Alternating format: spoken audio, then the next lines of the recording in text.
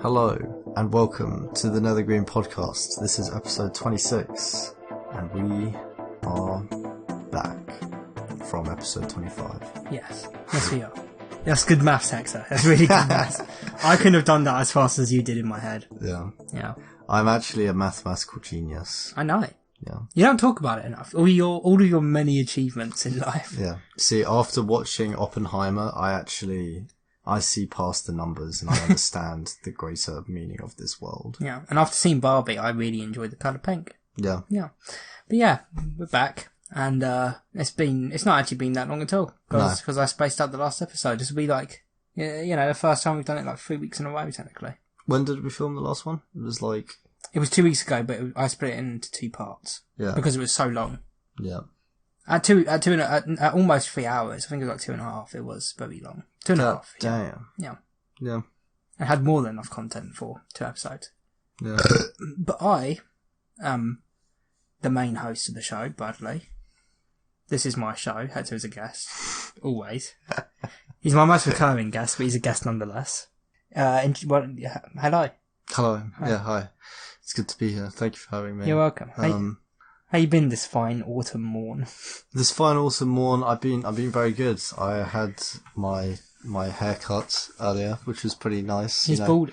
Actually, one thing that is quite nice when I get my hair cut, I don't know if you do this in particular or if anyone else does this, but I actually get my hair cut specifically by the same person. Yeah, I mean, I've done that for like a good couple years now. So I'll go to the barbers and you can request what person cuts your hair for you. Oh, I don't know the name of my person. Oh, I see. No, yeah. I just go in and point at them.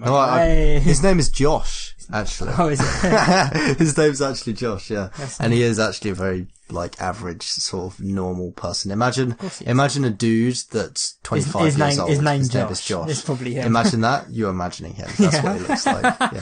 Has he got a beard? Yeah. Yeah, I thought so. Yeah. He's a little bit of a lad. You know, he's like average sort of weight, average sort of height. Yeah. Is his hair short, but kind of a bit sticky? Yeah, exactly. Yeah. I know Josh. I know. Yeah. I knew him from the moment you said it, Yeah. But he's always done my hair nicely, so I specifically request him to do my hair. It's nice, every time we go. See, I remember when you got that haircut in, I think it was King's Lynn. Oh, God. And it was, even though to me it was fine, you hated it. It was the worst haircut I've ever had in my entire life. But it was just your hair. It honestly didn't look that different, but you came out miserable and you were like, he's fucked my hair. And I was like, no, he hasn't.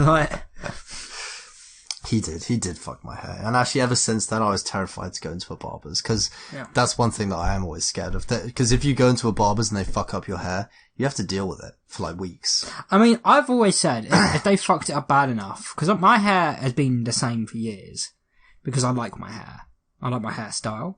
If they fucked it up too bad, I would be willing to be like, just shave it off. Shave it all off. I'd be willing to do it. Go bald. Because I've got enough hair that I'm not worried about balding. It's going to grow back. 100% it will grow back. I'm not afraid of that. You know? A lot of people shaved their heads over COVID. I did the opposite. I grew my hair out. But a lot of people shaved their heads over COVID. Sean did. Yeah. Sean shaved it really, really bald. So it was the wrong setting. And by the time we realised it was too late. Holy shit. Yeah. Yeah. Well, luckily I didn't have to shave my hair. It was an okay haircut. As you can see, I'm happy with it. Yeah. Looks like you said, it's like my hair, but just smaller. Yeah. Same hairstyle, just a bit smaller. Yeah. Do you think, if you had to change your hair to a proper style, what would you do? I'd insult whoever asked me to change my hairstyle. No, but you have to. There's a gun to your head and gun to your balls. Shit. And they're going to pull the trigger if you don't get a haircut. That's I guess it'd have to be the same sort of length, because me with long hair, or maybe like a mullet-ish. Okay. So I've kind of had something close to that before. I don't know if that would still work with my slightly balding and thinning hair, but I mean, we could try. No, I can imagine you in a mullet. Yeah. I'm not saying it would look good, but I can imagine. I mean, it's the second best option, right? You sure? Is it? I think so. I mean, I couldn't really think of another drastically different style. You could spike it. That would be worse than the mullet. Would it? Yeah. Yeah. Yeah, it would. Yeah. Hector's got a big forehead, so it would actually be worth liking it. But, I did the classic, hairdresser thing where the guy is trying to talk to me. He'll ask me a couple of generic questions, which I find mildly awkward because I know he's asked me them every time I've gone there. Yeah. And so it's like every time I go to the hairdressers, he just forgets everything. You should change your answer each time. You should. Your name, your occupation, see if he eventually notices. Yeah. Actually, to be fair, I did mention it, not that specifically, but I was like, how do you remember everyone? Right? Because if you're cutting hair for maybe 5 or 6 different people a day, every day. 5 or 6 different people? You think that's all they get? 5 or 6 people? Actually, yeah, that's true. Each haircut takes 20 minutes. Yeah. But then again, they're not permanently cutting hair all day. So maybe it would be less than 10 people. They wouldn't do loads. I think it also depends how busy it is. Some days are busier. Well, at least in that one, I feel like in that barber shop, you'd probably do between 6 and 10 people. So assuming you did that many, that's like 3,000 people a year. Yeah. How does he remember anyone? And he was like, well, sometimes you don't. He was like, yeah, sometimes you don't. In fact, there have been some times where I've cut someone's hair and then they'd come back in a couple of weeks later and I wouldn't remember, I wouldn't remember cutting their hair. He said sometimes he said like you. Have I ever cut your hair? He said sometimes long-term memory. See, what I think helps is if you went and you got your hair cut and you didn't really engage in him properly and you just gave him generic answers, he's asking generic questions, he'll forget you. No, of course. If you went in and he was like, what are you doing? You're like, I'm a hitman for the mafia. He's gonna remember you, And at the same time, I mean, something that I think helps? Because I live in a small town, as you know. I've seen my barber out and about and I'll give him a nod and they'll nod back. Yeah. And I think that's also very memorable. Outside if you see him of outside work of work, you yeah. know. You don't have to hang out with them, but just if you see him and give him a nod, they're going to be like, oh, yeah, I know that face. I'll nod back, Yeah. Yeah. But yeah, apparently he's cut the hair for famous people, so technically, technically. Do you name names? Who? He said people from Spurs. Famous, really. I guess that's famous people that watch football. If he had said DJ Khaled, I'd have been if he said DJ Khaled, I would have been like, holy shit, I'm never going to another barber's in my life. Only you are cutting my hair. And then he would have died the next day. Yeah. From natural causes. God. Moving heart. Apparently he's cut hair of footballers and stuff, and he goes to people's houses. That's the thing that people do. People will request a hairdresser to come directly to their house. I know that, but I know that, but is Josh really that good? He is good at cutting hair, to be fair. Is he? Hey, I think he's done a pretty good job, considering I'm balding. You're not that balding. My hair is thinning. Alright, you're pretty balding. Yeah. So and this is pretty good. I'd say it's pretty good. Are you afraid of fully losing your hair? I am a bit. Yeah. I don't want to be bald. You could wear a toupee. I wouldn't judge you. I wouldn't wear a toupee. So I feel like wearing a toupee is worse than being bald. Nah. Because it's being bald, but also you're too scared to admit that you're bald. Yeah. So it is literally worse than being bald. Alright, but what if it's a toupee made of your own hair? Again. Because technically that's just your hair. If it was an implant, then that's different. But if it's a toupee, then there's the chance that it'll get blown off or something. I'd actually say a implant is worse if you get a hair transplant. Really? Yeah. Because at that point, you're so into because putting on a toupee is technically you might as well call it an item of clothing. Yeah. But a hair transplant, that's you trying to permanently change the fact that you've lost your hair. A toupee, you could change your mind.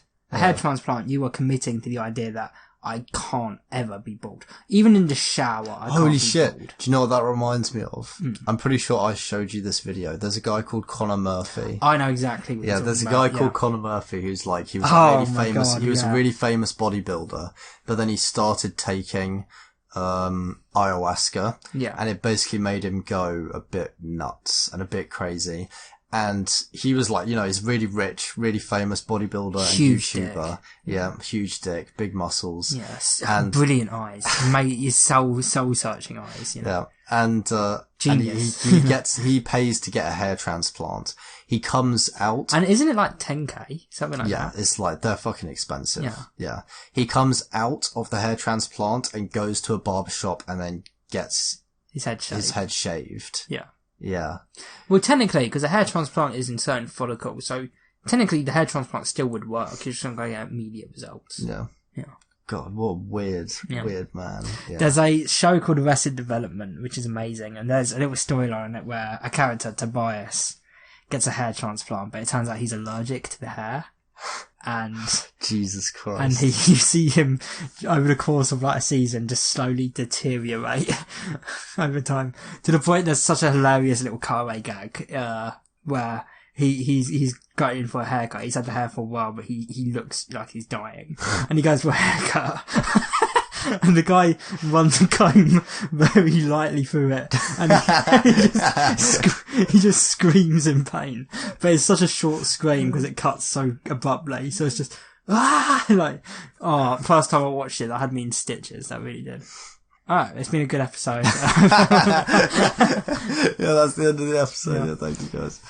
But no, we've only really got two main topics today, which we're going to combine into one, which is Barbenheimer. Oh yeah, baby. But before we get into Barbenheimer, there must be some other things we can discuss, some little bits. You went to China. I went to China. Yeah, I went to China recently. Yeah, I could talk about that. For an hour and a half, maybe? Yeah, I could talk about it for an hour and a half, yeah. Actually, no, there is one thing we can mention about China, because your girlfriend listened to it and noted that you didn't talk about the food in China. Oh, yeah. So what was some Because we actually talked about that before the podcast. Yeah, so you might as well bring it up a bit. What sort of food did you eat in China? You went to China? I went to China, yeah. I went to China. It was a culturally rich, deep, rich in tradition, diverse. Wow. It was amazing, yeah. I don't believe you. You're going to have to physically prove that you were in China. I could show you some definitely not doctored photos. No, I don't want to see it. So the food that we had a range of different food. Yeah. Actually, ironically, one of my favourite meals was not authentic Chinese food. It was Taiwanese food. What's the difference? Good. Very good. Oh, okay. I thought you were saying what I said was good, but then I realised. Or was it Korean? No, I think it was Taiwanese. Who gives a shit? What was it? It's all China. China for... It's Asian. Praise Xi Jinping. Praise him. Praise the CCP. That was one of my favourites. It was basically like noodles and meat and vegetables. It was nice. I liked it. It was like so it was noodles, meat and vegetables. Yeah. Dude, you're insane. Dude, that's wild. Yeah, fuck, that's wild, bro. Yeah. It was like coconutty flavour. It was nice. But other food that we had a range of interesting foods. We had we had pufferfish. Okay. That's not that important. Yeah. I eat fish. Pufferfish. Yeah, fish. I eat the fish. one that could be, if it's not prepared correctly, you die. I think you could say that about most meats. That's a good point. Yeah, good point. Yeah. Pufferfish. We had, I wanted to have lobster. Lobster's also not that exotic. I would love to have lobster too. Yeah. I've never tried it. I've always wanted to.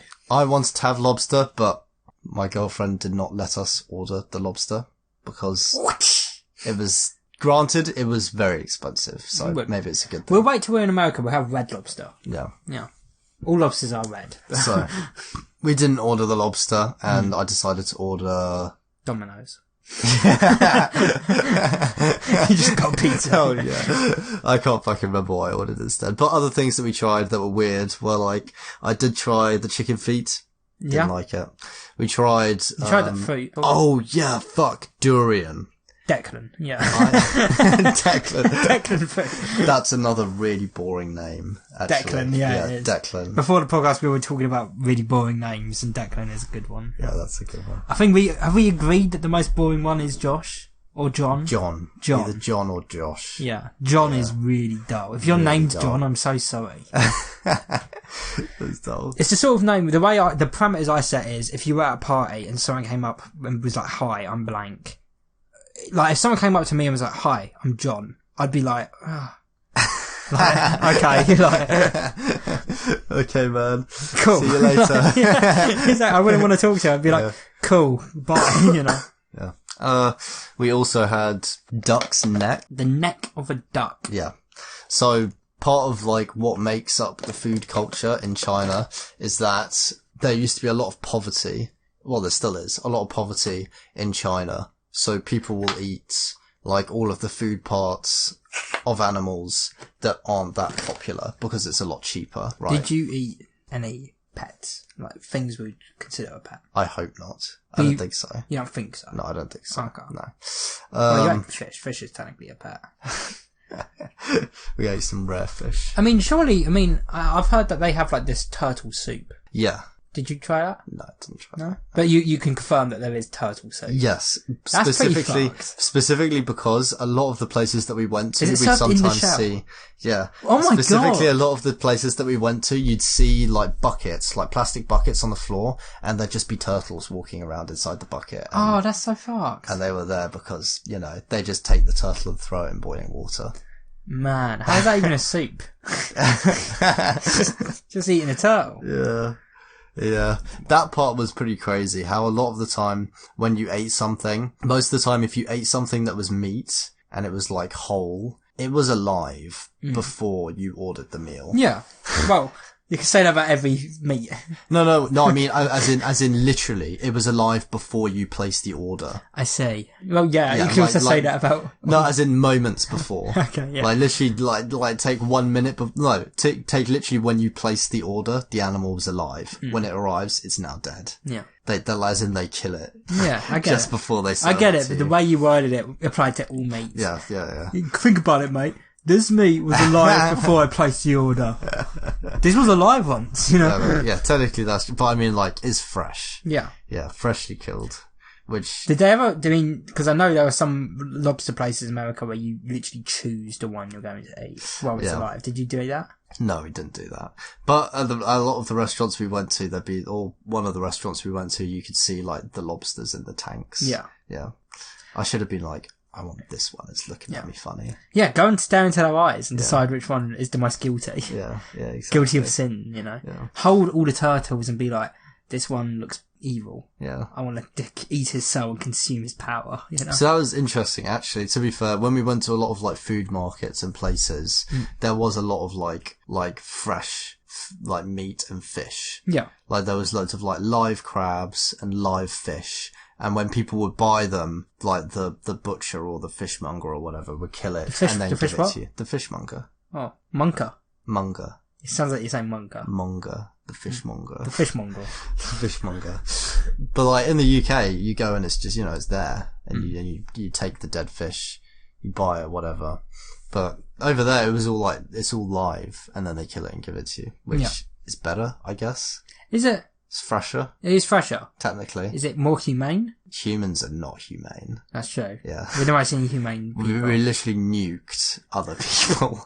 You can't get more inhumane than that. That's true. Well, it's weird. To me, it's weird that that's the first thing you go to. Than nuking other people. Actually, there's probably more things that are way more inhumane than that, actually. Yeah. But at least that's, quick.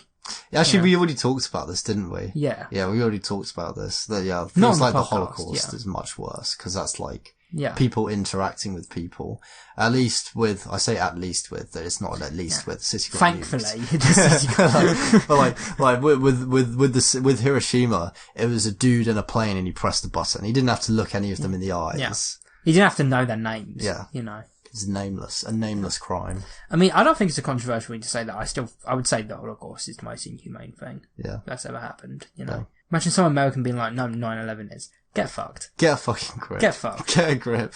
Yeah. 9/11 is worse than the Holocaust. Get fucked. Get fucked. 9/11 too. Make it happen. Get fucked. It's statistically not. It's not. Yeah. No, statistically. Morally, it's not. It is, I would argue it is more moral to fly a plane into the side of a building than it is to look into the eyes of thousands of people and order them into a chamber where you pump them for the gas. Yeah. There were even worse things that they did than that. Oh yeah. Like just like whipping people to death or like... hanging them for no reason, just shooting family members in the head, raping them, like... Yeah. Even 100 9/11s wouldn't equal the number of people that died in the Holocaust. That's true. Do you think 101 could do That's the magic number right there. Yeah. Perfect. Yeah. But yeah, other foods. Yeah, the food was great. Yeah, it was really good. That was quite a tangent. Yeah. Overall, the food was interesting. One thing that I definitely missed about like UK/Western food was that in Chinese, for like most of the Chinese food, there wasn't like loads of carbohydrates. Like there wasn't like, there wasn't like bread, potatoes, pasta, that kind of stuff. The only carbohydrates that there really was either white rice or noodles. Or brown rice. White rice, brown rice, Indian rice, basmati rice, rice. Rice. And I did find that a lot of the time... Can I ask how greasy was a lot of it? Because most of our food here is fucking greasy. It is. It depended what you ate. Okay. Some of it was really greasy. But also some of it not so much. Like some of it I did feel was very healthy, but at the same time there were a lot of things that we had that I thought, holy shit, this is so unhealthy. Yeah. Like it was like drenched in fucking oil and fat. Yeah. So like it really depended where you ate. Okay. Like at the nice restaurant we went to, the food was all like, it was nice because it was a nicer restaurant, but some of like the more street food places. In the nice restaurant, lovely. In the piss bucket around the corner. Yeah. But yeah, no.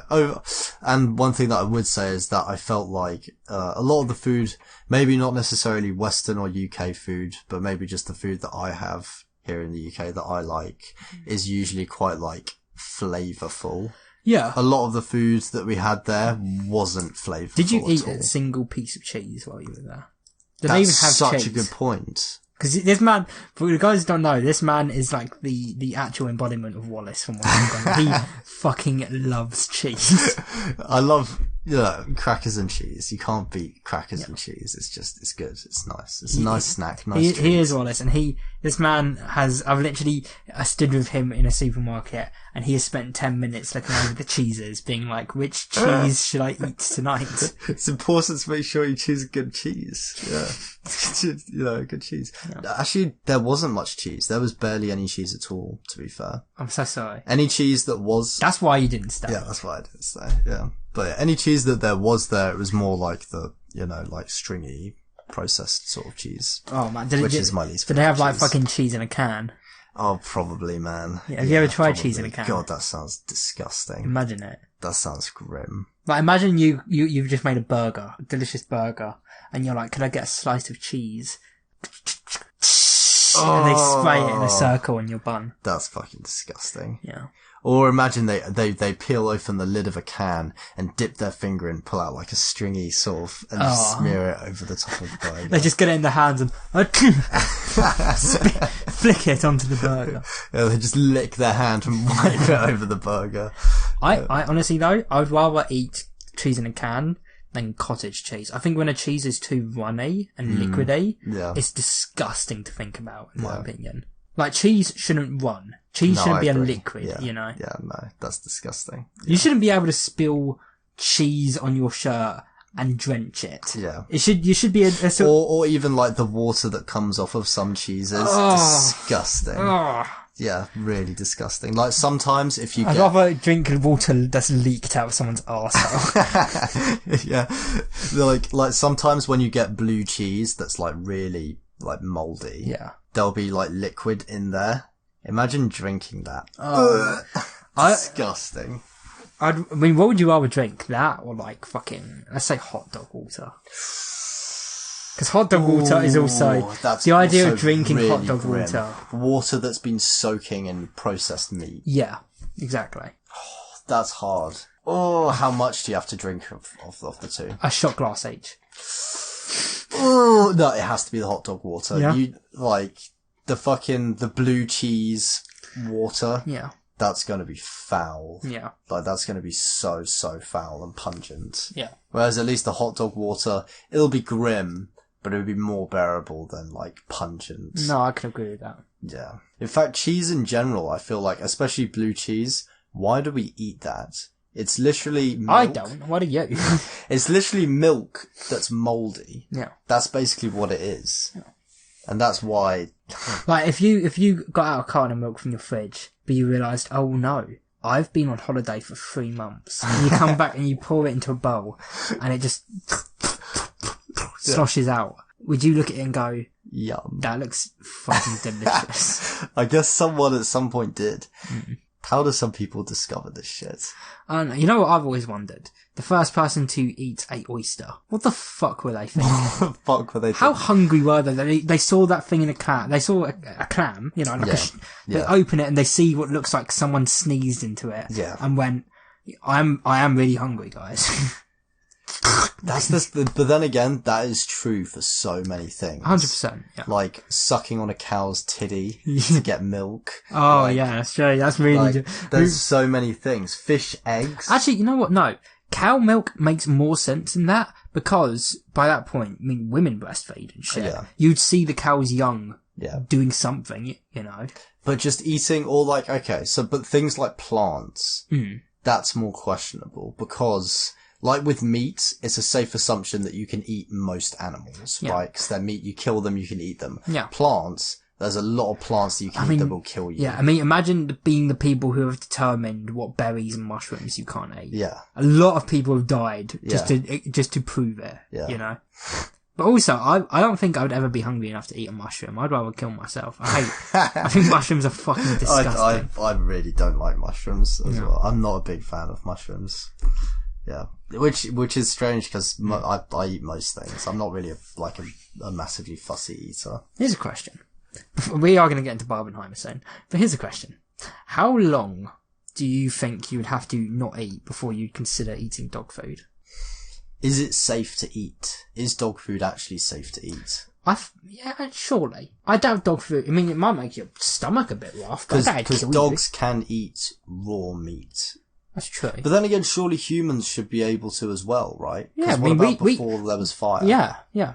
I guess maybe it would just even then, we some people, like, I mean, I shouldn't, but I could eat a very undercooked steak and be okay. You know? Things like chicken you would be able to. Plus, there's no rule saying that you can't cook the dog food if you really want to. I see. Oh, how hungry would I have to be? I guess, I mean, the answer, is fairly simple. It would be at the stage at which I realise that if I don't eat, I will die. Okay. So then, I'd eat it. And at that point, how much dog food do you eat? Enough so that I don't die. Okay, yeah. I guess. See, I have 2 dogs, and I prepare food for them. And I hate to admit it, but there are some dog foods that I open, like, I get them in different flavours, you know, in a tin. There are some points where I'll open a tin and I'll be like, that smells pretty good. Oh no. I haven't even tried it, but I've opened it and been like, you know, I would. If I had no other opportunity, this doesn't smell that bad. Yeah. You know? There are some that I've opened and been like, I opened a venison one once. Have you ever tried venison or anything? Yeah. I don't know what it was, but that dog food made me, I was gagging. I thought it smelled fucking disgusting. I don't know, there must have been something else in it, but man, I was literally, I could barely finish it. Finish eating it. Apparently manufacturers put stuff in dog food to put people off eating it. Don't know if that's true. I mean, just the texture and shape is enough for me. Yeah. Especially the patty ones. And how it's like all like in jelly. Exactly. The gelatinous. At least the ones, that's the thing, the jelly is gravy. But it doesn't make it better. Yeah. Yeah, not nice. How much alright, so forget the hunger, how much would someone have to pay you right now to eat a tin of dog food? A tin of dog food, how big? Like a normal, like, tomato can, beans can, or like one of those little half ones? Like a little half one. The whole thing? Yes. If you really want to make it harder too, you can't drink any water until you've finished it. Once you've finished it, you can... Okay. You know. Think about it realistically. If someone offered me £1,000, would I do that? No, I wouldn't. I wouldn't do that for £1,000. My reasoning being, or would I? No, I wouldn't. No, How much of a whore are you? I wouldn't do it. No, I wouldn't do it for £1,000 because, maybe $5,000. I feel like $5,000 would be the minimum. I mean, I'm 100% willing to admit I'd do it for $5,000. Yeah. 1,000 is too low, I agree, but $5,000, I'd do it. I think I'd do it. Because that is like a reasonable amount of money. Yeah. And then if someone And you can eat it quick. Yeah. Like, you'd be gagging, but just... eat it as fast as you can, you know. At the end of the day, if it's not going to harm me and it's just unpleasant, is an unpleasant experience really worth more than $5,000? Yeah, plus, I mean, isn't there that study that, most of it's smell? I haven't said you couldn't plug your nose and just... Yeah, that's true. You know? Yeah. Yeah, because it's probably mostly the smell. Yeah, I think the smell would be a big part of it. Yeah. Again, that's why I can smell it, the good smelling ones, and be like, oh, I'd eat that, even though I know what it looks like and I know what it is. It's like, I'm sure, did you ever do this in science class? I'm sure I did this once in science class where they're like, oh, smell makes up most of your taste. Eat these different fruits, but hold your nose and try and determine which fruit is which. And everyone struggled. Like, the difference between, like, strawberries, raspberries, blueberries, blackberries, without smelling it is actually really hard. No, we had a different version of that. Instead of plugging our noses, we had a spoonful of human shit. And we had to eat the fruit and not vomit. Wait, really? Oh, that was funny. Plus, apparently there were pills that can, like, temporarily, like, completely take away your taste buds. Did you know really? that? I didn't know that, no. That doesn't surprise me, though. Like, I know there's a pill that can turn sour things, like, remove the sour from sour things. That exists. So you could, like, eat Did you ever have the fucking sour sweets at Toxic school? Waste. Not even that. At my school... Nuclear. At my school, there was, like, a phase where people would buy these, like, round balls. Yeah. Not from, the like, ones a that are in, like, supermarket. they come in, like, a little barrel. Yeah, no, it's like, they'd bring them into school in, like, a brown paper bag, and they'd buy them from, like, a local old sweet story. Yeah. You know, that sort of thing. And they were, like, so unbelievably sour that, like, it would, like, fuck up your mouth. Yeah. Like, for days, if you tried to eat it. Like, you wouldn't be able to do it. It wouldn't be possible. I mean, I always used to, because I'm a huge fan of the flavour of lemon in general. Yeah. And I'm also, if you didn't know, a bit of a prick. So, what I once did, I don't remember who I did it to. It could have been Joe, maybe Callum. Yeah. But I brought in a pack of lemon sherbets, and one of them was a lemon toxic waste that I'd wrapped in the thing. Yeah. And I spent all day offering until finally he accepted. And I gave it to him and he... But I used to... I mean, I'm not great with the toxic waste, but I could do it. I have a very specific system when it comes to toxic wastes, where I can't... Because sucking on them is killer. Yeah. I would hold them in my cheek, switch them around from cheek to cheek, and let this spit build up and then wash down. Yeah. See, but then you'd have that weird texture on the inside of your mouth left over from it. Yeah, of course. Because it's literally just acid. Yeah. Right? It just, that's why it tastes so horrible, because it's literally just acid burning away at you. They're literally, I think the toxic waste and the ones you've described, they are literally more sour than lemons. Yeah. How can a lemon flavoured sweet be more sour than a lemon? That's like against God. That's beyond God. Yeah. Yeah. Yeah. I've forgotten how we got to this point. I don't know. I brought something up, and then we were talking about food in general from China. Yeah. Yeah. But I'll wrap up the China food. Overall, I'd say the food was good, but... What's the one thing you'd eat again, and the one thing you wouldn't eat again from China? The one thing I definitely wouldn't eat again is the chicken feet, simply because I'm not a big fan of super fatty stuff.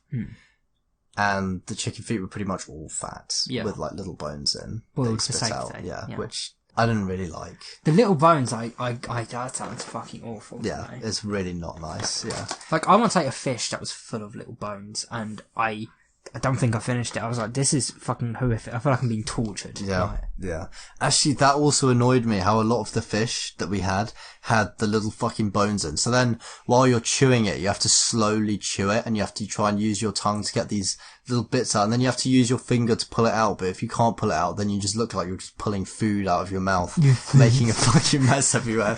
Like a retard, I fucking hated that. Yeah. I hated that. That was my least favourite. My favourite food that we had there would probably either be, it would either be that, Declan fruit. Oh god, I fucking hated the durian as well. It would either be, the fucking, Taiwanese, like, thing that I had, or the pufferfish? How did it taste, the pufferfish? Just like normal fish. Okay. Yeah. Why risk death? It tasted just like cod. Why risk death? Yeah, I don't know. It kind of just tasted like cod. That's like being like, hey, there's this particular brand of meat. It tastes just like a steak, but if you chew it too fast, you explode. What's the point? And also, all of the fish, they still had like their whole face. So it still had like the eyes and the fucking everything. The mouth. The whole, nose, the whole body. Yeah. Yeah. Which was also weird, but, what else what was one of my other favourite meals that we had? I guess some of the hot pots that we had were nice, where like, they'd give you like a plate with like lots of like meats and stuff, and then you use your chopsticks to dip it. Yeah, and you literally dip it for like 10 seconds to cook it. Yeah. That looks weird to me. I quite like it, because you're basically like dipping the meat sort of in gravy, basically, so it gives it flavour. Yeah, but the idea that the gravy's cooking it. Yeah. That's fucked. I don't like that. Yeah. I imagine if KFC was delivered raw and you had to dip it in the KFC gravy. Yeah. Yeah, I guess so. But it is really thin, so it basically just cooks it straight away. Because it is like boiling water, basically. Yeah. Yeah. Overall, how would you rate the food out of 10? See, I'm a stickler for food. Yeah. I am a stickler for food. You love food. I love food. That's why you're so fucking fat. I'd probably rate, overall, I would probably rate the food in China maybe a 6 out of 10. Okay. Yeah. Not the worst. Not the worst. I'd probably rate British food. Oh, see, but what is British food? I mean, the most quintessential British food is the fish and chips. And like... What about like fine dining British food though? Well, that's the thing. I think that, I'm pretty sure there's a viral video. I think you've said it before. Someone's like, British have the worst foods, and someone's like, are you kidding? The best restaurant in the world is in London. Yeah, but what does it serve? French. Yeah. Because most of our food that we have perfected, we didn't come up with, you know? Yeah, that's the thing. I guess, yeah, French food is very good. Yeah, 100%. Yeah. Yeah, especially the snails. There are a lot of really good... Oh, that was another thing that we had there, snails. We had sea snails, though. Sea snails, and the sea which they were fine. They were fine. There are some really good British dishes, like Worcestershire sauce. Yeah? Yeah. Heinz ketchup? Yeah. Like Worcestershire sauce, you make like a special sauce with that, with chicken. It's called Chicken Supreme. And you have like the chicken... Is it Supreme or Supreme? Chicken Supreme. I don't know. It's Supreme, I'm joking. Yeah. It could be Supreme, I don't know. It's not. But like, it's like basically like the chicken leg, like it has one side of it has the skin on, so you make it crispy and you fry it or grill it or whatever. And then the sauce that you have with it is like mustard, honey, Worcestershire sauce, cream, mushrooms and stuff like that. Piss, yeah. Really brings out the flavour of the chicken. Exactly, piss. Yeah. And then you have some mashed potato with it. That's like a classic sort of, or like Midlands northern dish. Full English breakfast. Full English breakfast, also good. Eggs, but bacon, there sausage, are lots of good cheese, meals. Mash. Cheese. There are lots of good meals that we have. Or like classic bangers and mash. Like, like... Chicken con carne. That is not British. Steak and chips. Yeah, I don't know if you could call that British, because there's not really much to it. I mean, I don't know. I'd actually disagree. I think there's a very particular way that us Brits cook our chips. Yeah. And steak, as long as it comes from a British cow, is undeniably British. Okay, you've got Cornish pasties. That's a very, that's a thing. Toad in the hole. Toad in the hole, yeah, yeah. I mean, I don't like eating toads, but... especially not if they're in a hole. Yeah, especially not in a hole. Christmas pudding, is that English? It sounds English, but I know it's not just, they have it worldwide. I think it originates, surely that must have originated. I mean, pud in general, I feel like is very British. Yeah. Look at it. Yeah. You know? Yeah. There are lots of really good British dishes, I guess, yeah.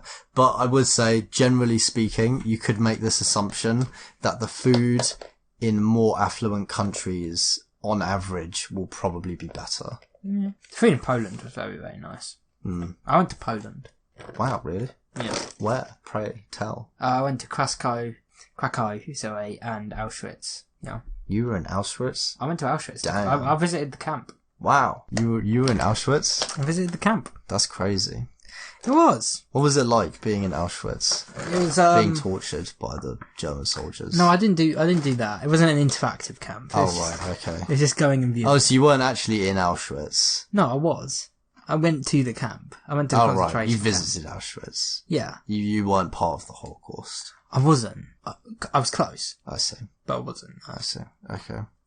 But no, it was, I mean, you've said how China is culturally diverse and rich in culture. Yeah. Auschwitz was horrifying. It felt evil. It felt as you can imagine, in a place where millions of people died. It was rich in horror.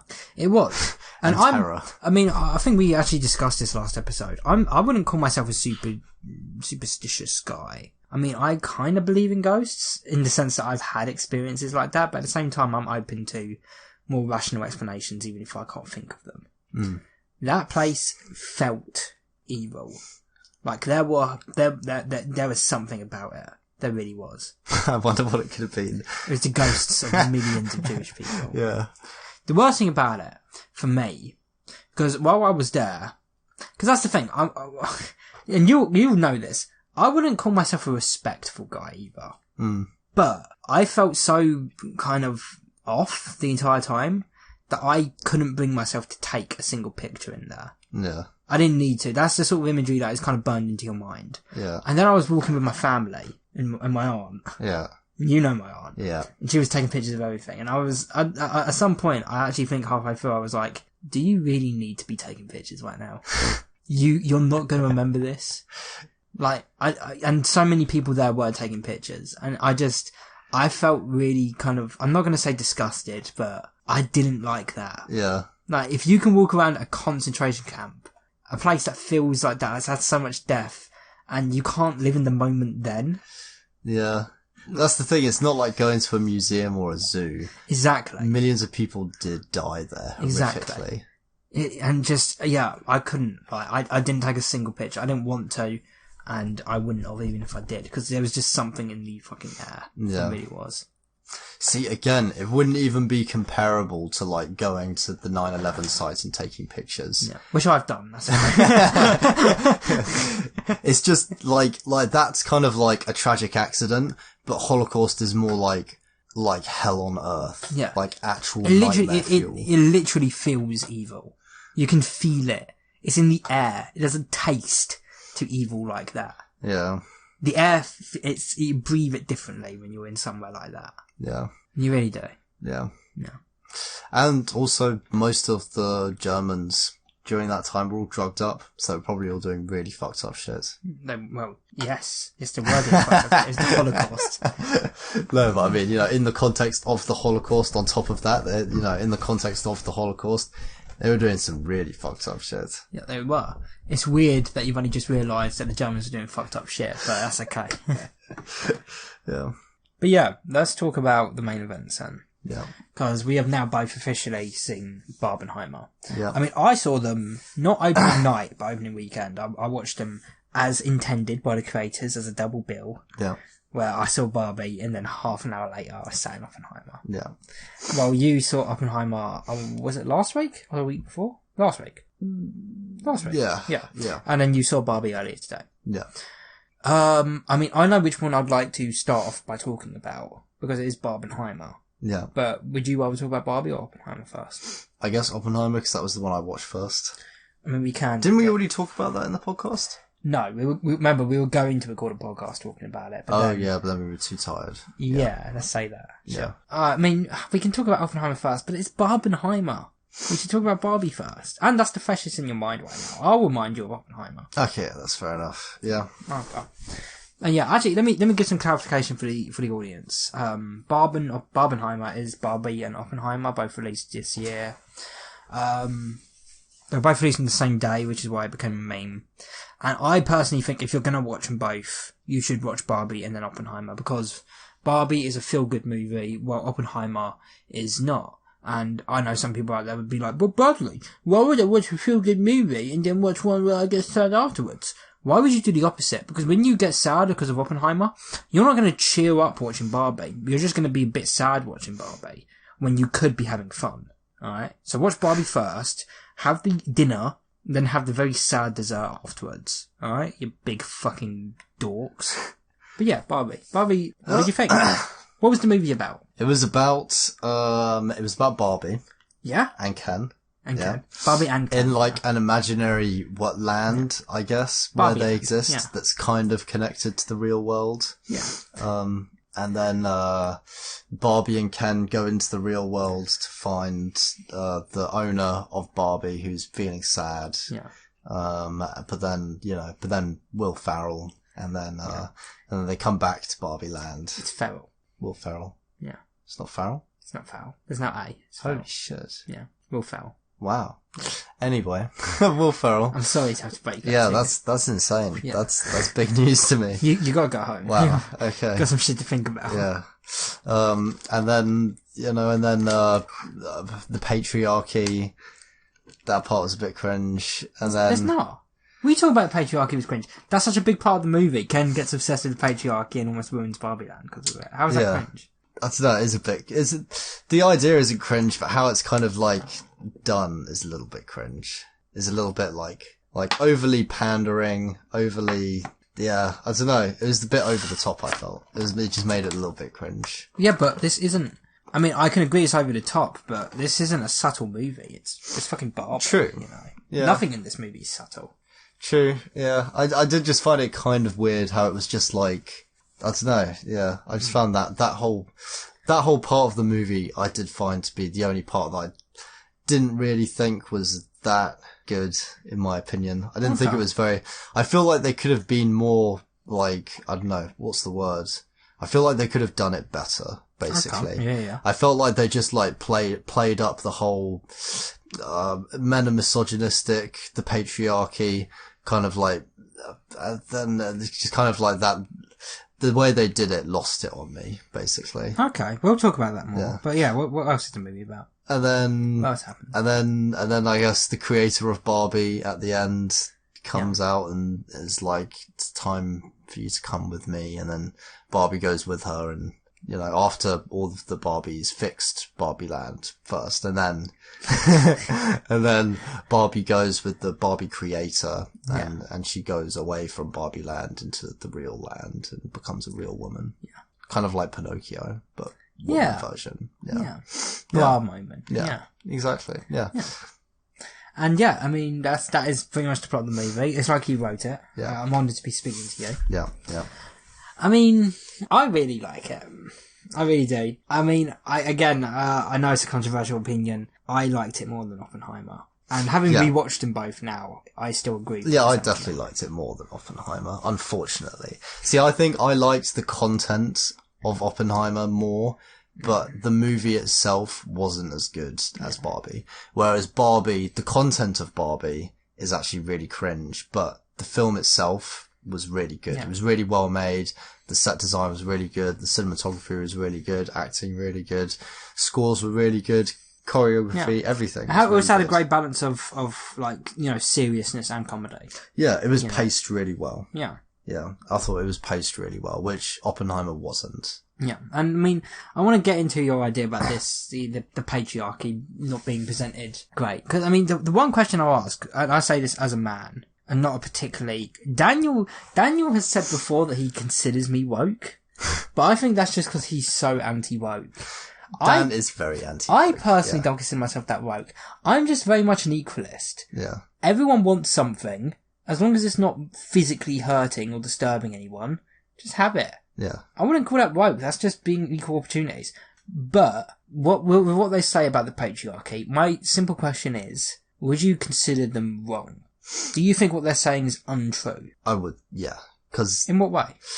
Well, I mean, today, yes. 10 years ago, probably not. 20 years ago, definitely not. How is it wrong today? Today, yes, it is wrong. How? 'Cause there is a lot more equal. Like, there is a lot more equality in the workplace. Like, there are more, like, senior female figures. Yeah, but even then, that's not really, because even the diversity in the industry and all that stuff now, we essentially gave that to them. It's like they had a line in there where someone said, no, we're still, the patriarchy still exists, we're just doing a lot better at hiding it. I think that's very true. I mean, Barbie, you say, you know, this year, you know, but Barbie was directed by Greta Gerwig, and this is the first and so far only film directed by a woman to earn over $1 billion. Yeah. Okay, so here's my analysis of it. It depends on the company, and it depends on the company culture. If it's in a company where majority of the people in the company are older, sexist people, then yeah, that's just how the company culture is. But even then, they're not talking about it in regards to companies. They're talking about the world. The world is, in my opinion, run by men. It is. See, I would say it depends. It depends. Like, for example, Google, YouTube, Facebook, that's all like, yeah, most of the high ranking figures in those sorts of companies are women, or like what is YouTube? Technically YouTube is a product of Google, but the person running YouTube, essentially in charge, not the CEO, because it's not a company. I don't know what you call her position, but she is, she's basically the CEO of YouTube, which is like the biggest, Susan Majestic, biggest media company in the world, basically. And it's the same for most modern companies. I say modern specifically because I don't know why you're relating it specifically to companies. Just the world. I guess the world, but I say companies because like those bigger companies that are modern, that kind of proves that the world is changing. But specifically, those big companies, like big companies and big tech companies, are usually run by people who are younger, people who are more, because to run a tech company, you need to be on trend. Like, you need to be aware of all of the trends in software development and product development to make the most money. That's a fact. If you're like behind the times and doing traditional shit, your company isn't going to do well. Yeah. So I feel like all the people in those sorts of companies are more people in our generation. Even if they're older, they'll have the mindset of people more in our generation, because you have to be modern and you have to be on your shit to like, be working at Google or YouTube or Facebook, because they're fast-paced companies. You need to be producing the most modern things. But in like an insurance company where you don't need to be modern, you just need to be the person that was there first, and the people that were there first, the people in charge, and the people that were there first are old people who are outdated. So I would say, in my opinion, nowadays in Western culture, in modern companies, there isn't sexism anymore. I think you're no. Here's the thing. I think you haven't made. I think there's very much a distinction between culture and companies. I think the development and the current trajectory of modern day companies isn't reflective of the culture. Even if women are running more companies, in the rest of everything, men are still very higher than women in terms of respect, authority. Like, I mean, I don't see the correlation with companies on this. The film isn't making a statement. Companies are just people. Yeah, but the film isn't making a statement on women as CEOs. They're making a statement on women as a leading figure of the world. Well, no, they talked about companies. There was quite a lot of talk about companies. Not really. There. Well, because he went into like a big corporate building. I feel like corporate places is where you'd see it the most. I mean, there's loads of politicians that are female. You look at like the House of Commons. I mean, it's pretty even split. Yeah, but even then, when Ken gets back to Barbie Land, he isn't going back with the purpose of becoming a fucking CEO. He wants to rule it. Yeah. I mean, there's loads of women prime ministers. I feel like even more prevalent in politics, there's more equality. I feel like the place where there's least equality would be like old corporate companies, because it kind of depends on what set of people you're looking at. Like, in politics, I feel like people are mostly driven by, PR, public relations, because that's part of what being a politician is. So I feel like in politics, maybe there's even more. Then, the women politicians, like the women prime ministers I can think of, none of them are liked. If anything, they're all famous for being very disliked. Theresa May, Margaret Thatcher. Well, what about modern ones? Theresa May is a modern one. Is that? Theresa May was only like fucking 2016, 17. And the modern one now, there isn't one now. There's no female prime minister now. Not in our country, but I mean in other countries.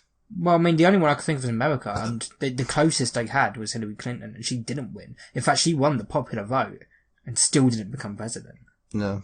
And even then, she's also very hated. If anything, she was hated at that point more than Trump, which, in my opinion, is very weird. See, I wouldn't have said that. I would say that depends who you speak to. I mean, you could say it depends who you speak to, but just in terms of the actual content of what was being said about them. Like, people were saying, like, oh, Trump should go to prison and stuff, but people were calling Hillary and fucking Bill Clinton evil. And it's like... Again, I feel like that depends who you speak to. It depends what media outlets. No, you can say that. Because, like, there were loads of TV channels that were saying lots of good things about Hillary Clinton. I guess it depends, like, what political side you're looking at. Because obviously the other side will say loads of bad things. I can accept about the other side. So I feel like it depends. But I feel like the way they painted it in the film kind of knocked me a little bit, because I was like, I don't know, it just seems like it's pandering to something which actually isn't the case anymore.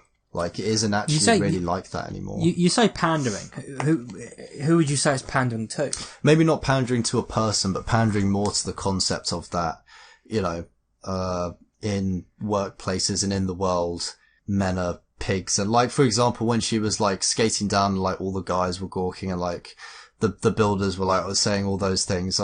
Would that actually happen if a woman was walking down the streets of London? No, it wouldn't. No, I mean, don't get me wrong. Again, the film isn't subtle. Yeah. But, no, I disagree. I mean, even if they're not doing it out loud, I think a lot of men are like that.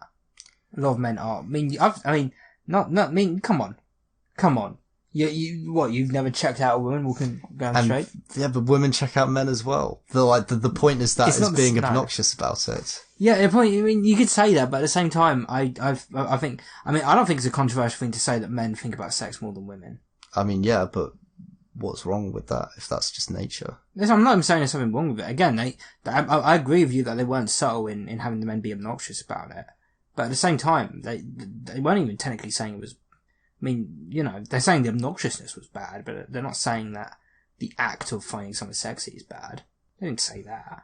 They said something that could be considered very true, which is that when women feel that they're being ogled or they're being stared at, they get self-conscious, they get afraid. Even if you're not being stared at, if you feel like being stared at, which is a feeling I feel women would feel more than men, yeah, I you get would get that. afraid. But I mean, the whole, like, the scene that they were painting just seemed a bit crude to me, because it's not really like that anymore. Like, a woman doesn't walk down the streets of London and get catcalled by people, because if she did, everyone would beat the shit out of the guy. Or if a bunch of builders... It's not set in London, it is set in Los Angeles. Yeah, but like... There are different cultures.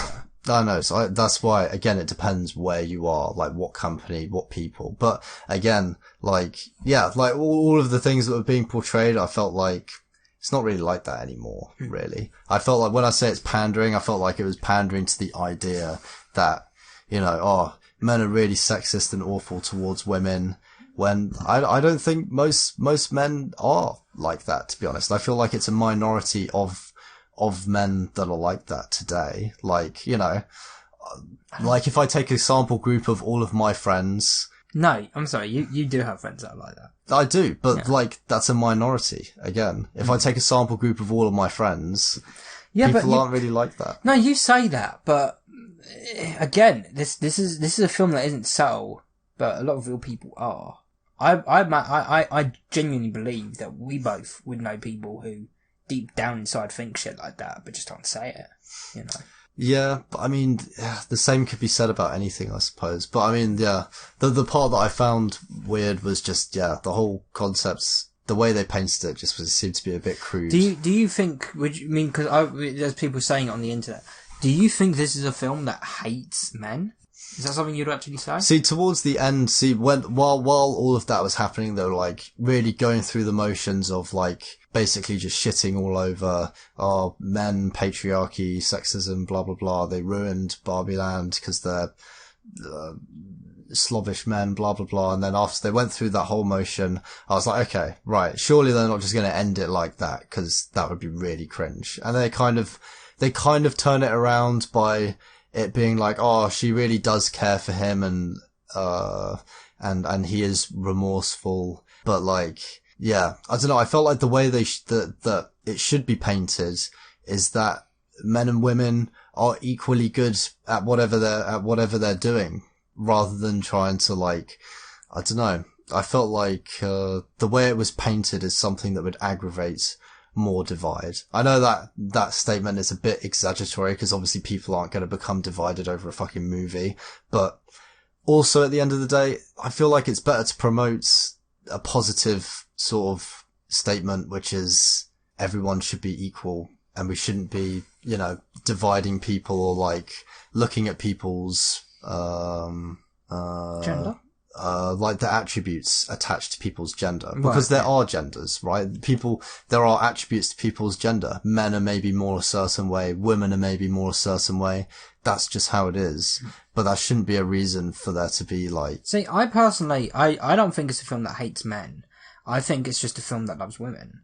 Yeah. And I think, because even then, like, because you can, to go out of it and say that this is a film that hates men, they're not calling men sociopaths or saying that men are out to fucking kill women and rape them and all that shit. Men have egos. That's essentially the most evil thing a man does in this film. Have an ego.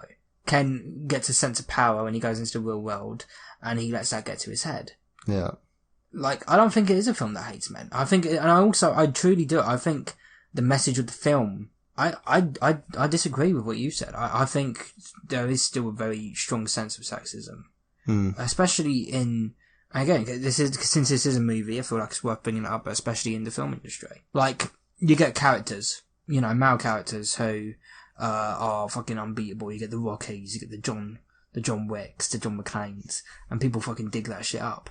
But then you get characters like Rey from Star Wars, and you just get people being like, oh, fucking the film Prey that came out with Amber Midthunder, it's the new Predator movie, and they're essentially John McClanes but women, and you get people being like, oh, what a fucking Mary Sue, oh, she, you know, oh, how does she not get hurt? How is she so strong and powerful?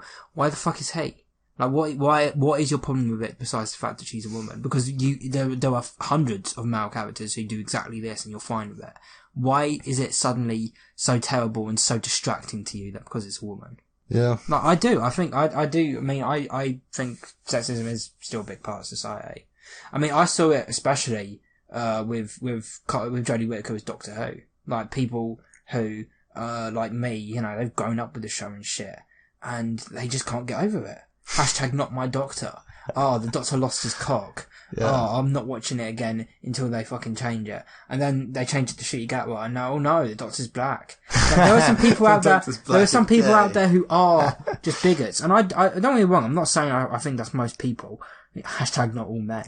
I don't think most men. Again, I agree with you in the sense that nowadays I think a lot of men have become socially conscious of that.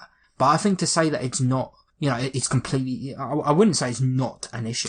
Yeah, I wouldn't, no, to be fair, I wouldn't say that there is no sexism. Yeah. I would just say that certainly in my opinion, I can't even remember, to be fair, I can't even remember exactly that whole bit perfectly, but I do remember having the feeling of being irked, like this is just being played up massively and all it's doing is just painting men in a bad light. Even in terms of the corporation side that you brought up, I mean, a good example of that in the film is Will Ferrell's character as the CEO. Yeah.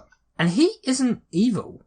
He's a bit bumbling. Yeah. And shit. Yeah. But at the end, he actually makes it pretty clear that as much as he does care about the money, he actually does think that Barbie is doing a good thing. Yeah. And he doesn't want that to change, and he actually does want to help. The only part that bugged me was that one part. I can't, maybe you know which part I'm talking about, but there was like a bit, like a solid bit where throughout that bit, they were basically...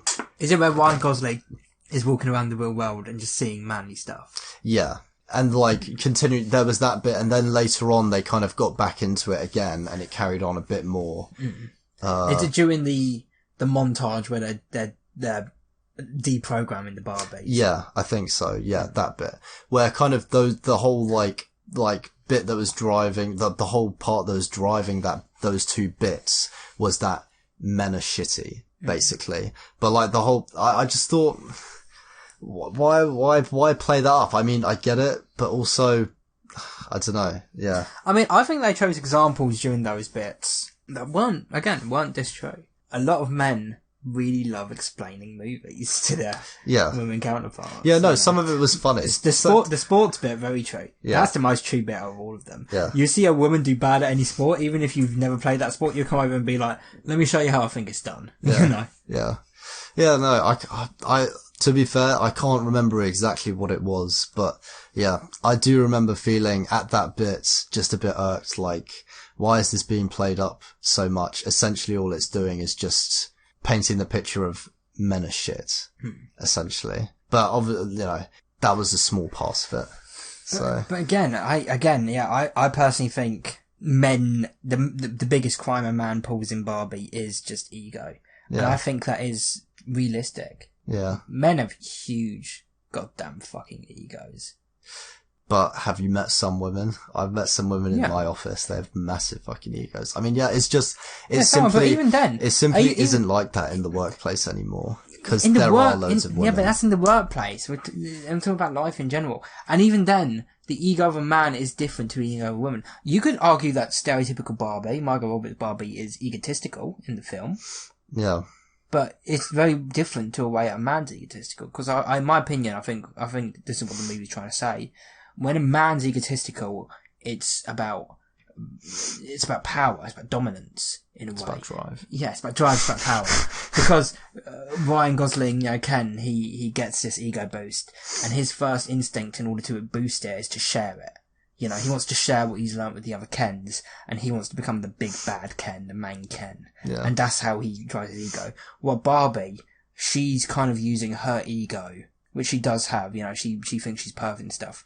But that's just making her realise her flaws and making her feel sad about it. When her ego gets holes poked into it. That's why I think they make a big deal about the cellulite. If you're a woman with a big ego and you start getting cellulite, that is something that would really, really annoy you and upset you. Yeah. Yeah. I think, and I do think that's true to real life. I think the ego of a man is more dangerous to the people around him than the ego of a woman. Actually, that was one thing that I was thinking throughout the whole thing, was that lots of light was being shone on the fact that the patriarchy has ruined Barbie land. Now all of the women are just doing meaningless, worthless jobs. But in the beginning, that's what all of the men were doing. And also, and in the beginning, they're like, oh wait, where do all of the Kens sleep? I don't know. Yeah. And that was never brought up or mentioned again. But then as soon as it was flipped around the other way, then it was painted as, men are evil, or the men in this scene, in this scenario, are evil and bad. We need to bring them down and bring back the Barbies into power. Yeah, but that's the thing with Barbie Land. Which I guess it's called Barbie Land. But I don't know. Yeah, But that's why I think it's a funny line they could at the end where, the Kens are asking, President Barbie, if they can join the Supreme Court, and she's like, well, no, but you can go for one of the lower level judge positions, and they celebrate, and then the narrator's like, and if the Kens really try, in a couple of years, they could have as much power in their world as women do in the real world.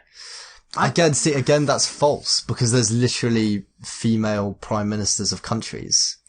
Yeah, but again, so that's just false. But they're hated. It's just kind of they're not though. People don't hate their prime minister, of Switzerland and of those countries. They don't. That's ridiculous. Well, I can't speak of Switzerland and stuff, but it's certainly here in the UK. Yeah, but that's not because she's a woman. It's because she was a bad prime minister. The same with Trump. Does everyone love Trump because he's a man? Yeah, no, everyone hates him. No, but the point there is that, we've had bad women prime ministers, but do you think there's been equal opportunity? Look how many male prime ministers there's been compared to women. You really think there isn't equal opportunity there? I'd say there is equal opportunity now, because there are lots of female prime ministers of countries. So do you think you'd feel different about this movie if it came out 10 years ago? No, I wouldn't feel the same. I think because then that would be an accurate depiction. But now it's just kind of, I don't know, depicting the world as something that it isn't right now. I mean, maybe the whole point of, I don't know. Yeah. I guess it depends. I guess it depends on who made and scripted the film, how long ago it was scripted. Again, it is just a film. And also the purpose of the film is to empower women, essentially. So why would you create a film that empowers women where you're not depicting men in that way? Wouldn't really make any sense. So in that sense, it makes sense that they've made it in this way. But it's still, I was kind of I don't know, it isn't really like that anymore. And I can definitely see where all of the woke people would get super triggered over this, because it definitely does. You mean anti-woke or? Yeah, sorry, anti-woke, yeah. Because it definitely does depict men in a bad way. However, that is how it was. Yeah. That is how it was. And even then, again, the way they depict men, while it is unpleasant, they're not saying men are evil. They don't hate men. They're stating that men have egos. Yeah. And that's something that I agree with. Yeah, like, if the movie came out... That's gonna be a great segue for when we get into Oppenheimer. Yeah. Yeah, men have egos. Yeah. You know? And it can do serious damage to the people around them. Yeah. You know, I don't think, I don't think this movie has Actually, yeah, that's perfect as well, because take Oppenheimer, for example, when it was set. During that time, the way that they depicted everything, 100% accurate. Or even just 10 or 20 years ago. In the year 2000, the way that they depicted the patriarchy in this movie, that is how it was in the year 2000. 100% as a fact it was. But in the year 2023, no, it's actually just not. Oh, okay. But that's a good thing. Yeah. I think that is a good thing. And the only reason perhaps that it is that way is because of movies like Barbie that have made it like... But can you also admit that, considering, you know, we are both men, that women might have a different opinion to that. Women might view the world differently. I mean, yeah. I mean, I guess... Because again, it's like when white people say racism isn't that big of an issue anymore. Yeah. You know, that's not for us to say. In a way, would you agree that talking about the patriarchy at this point isn't really our place to comment on? Yeah. Not comment on. We can comment on it all we want. It's free fucking country, free world. Yeah. But we can't experience it in the exact same way they can. Yeah. You know? That's true. Yeah, I would agree with that. But yeah, at least that would be the opinion that I hold on it, which is that at least from what I've seen in recent years, it seems like sexism isn't really that much of a thing anymore. We ended sexism in 2020. mostly because of, I think, social media and, yeah, I think because everyone is more connected now with social media, the internet, media in general, like films. I think everyone is now more aware of everyone else's feelings. Yeah. Right? No. Things like racism, things like LGBTQ, all those sorts of things. Before, no one would have given a shit about, because there was no way that you'd be connected to any of these people without the internet. You wouldn't be able to see or hear from these people without the internet. But now you can, so everyone knows about it. So I feel like naturally now there is, in places where people use the internet, and it's more, in places, but then again, also in China, everyone uses the internet, but even then, I will say... Okay, wait, no. What I was going to say is, even in China, there is a lot of racism. But my point still stands. Yeah. Because China is not connected to the rest of the world. They're literally not. On the internet, they're not. And also, if in the country everyone is racist, because there's barely any other races of people... If everyone's racist, then no one is. Exactly. But I mean, you could also make the argument then, because... I mean, considering the most of the film is set in Barbie land, they've got different rules there. Like, they don't feel the same as we do. They don't have internet in Barbie land. And when Ken brings back the idea of the patriarchy, it's not the idea of the patriarchy in 2023 necessarily. He goes to the library, he reads history books. It's the idea of the patriarchy as a whole. What the patriarchy is, a concept that he brings back. And that's a timeless concept. That doesn't need to necessarily reflect 2023. You know? Yeah. But yeah, overall, I mean, what would you rate it? I would give it I'd give it the same rating as you, 8 out of 10. Overall, I thought the movie itself was a lot better made than Oppenheimer. It's also a lot more rewatchable than Oppenheimer. Yeah, it is a lot more rewatchable. It was a really fun movie. It's just a really fun movie. Overall, it's like I said, I think the content of Oppenheimer, like what it was about, obviously I enjoy that a lot more than the content of Barbie. Yeah. Outside of the movie, I'm not interested in the content of Barbie. Can you at least admit, because although it is funny the fact that it's Barbie, we can have a serious film discussion talking about President Barbie and stereotypical Barbie and Beach Ken. But, I mean, have you seen the Lego movie? Have I? I don't think I have, actually. The Lego movie is a 9. The Lego movie is fucking outstanding. Wow. And in my opinion, this is... if I was to think of a movie like Barbie, it's the Lego movie where... Because when you hear about the Lego movie, you're like, really? They made a fucking movie about the little bricks? What the fuck? It's a movie. Embrace it. Do something weird with it. If this was just a movie where it was like fucking, you know, it was trying to be real about it, who cares? But when it's something that's saying something about the product, because this isn't a movie about Barbie, this is a movie about Barbie. Barbie as a concept. What Barbie means, why it was created, and what it's done since. Yeah. That's the same sort of thing that Lego does. It's not just a movie about the bricks, it's a movie about what you can do with the bricks and why you would do it. Yeah. You know? And I fucking love that. I love, you know, I love that sort of shit. I think I might have seen the Lego movie. If you haven't, next time you're around, we should honestly watch it. The first Lego movie is so fucking great. Yeah. It really is. It's so fucking good. It holds up so well. In the end, does an actual real kid, like, interact with the Lego world? Will Ferrell's also in it. Well, no, not interact with the real world, but it turns out the entire movie has been done by a kid. I might have seen it. Maybe. I don't remember it well, though. If not, again, yeah, we will actually rewatch it. It's done by Phil Lord and Chris Miller, who are also the producers on Spider-Verse. It did Cloudy with Chance and Meatballs and all that sort of shit. Great fucking filmmakers. They did 21 Jump Street and shit. But yeah. Yeah. Barbie was really good. Yeah. Well choreographed. And I really liked the set design and the color grading of the whole film was really, really good. Yeah. And serious shout out, in my opinion, to Margot and Ryan. Yeah. Like, especially Ryan. I mean, don't get me wrong, I think Margot Robbie is fucking really fucking brilliant. He did a really good job at acting. Ryan Gosling stole the scene in every scene he was in. Yeah. Some of the shit he was just doing with his face. Yeah. Like the very first bit where he's there in the ambulance and she's like, I think you do a great job at Beach. And he looks at her so goddamn serious and thankful and he's like, thank you, Barbie. Like, seriously, I don't know what he was doing, but he stole the scene. He's so memeable. And the fucking I'm Ken song. Where he just said, what was it that he said? He just said, Ken. Oh, yeah. Ken. Maybe it's Barbie and it's Ken. Yeah. Ken. Yeah. Really good. Yeah. 8 out of 10. Very good movie. So anyway, yeah, let's get into Oppenheimer. Hector, what was Oppenheimer about? Oppenheimer was about Mr. Oppenheimer, and he was about to... Yeah. And he Oppenheimed all over the Japanese. Did he Oppenheim them? Yeah. Oppenheimed them. My favourite part was when he bent down and screamed, "It's Oppenheiming time. I have become death. Oppenheimer worlds." Yeah. And then he Oppenheimed over all of those stupid... Yeah, and then the Vulture came at the end and offered him to go fight Spider-Man. He said, intriguing. Yeah. But what was it about, really? Because it's a 3-hour movie. It must have been about something. It was about Oppenheimer. Yeah. It was about Oppenheimer. It was about Oppenheimer. Basically, Oppenheimer... Who was he? Is a physicist. Was he? Yeah, a physicist, a mathematician. Prove it. I could prove it. Yeah. Physics and maths. Yeah.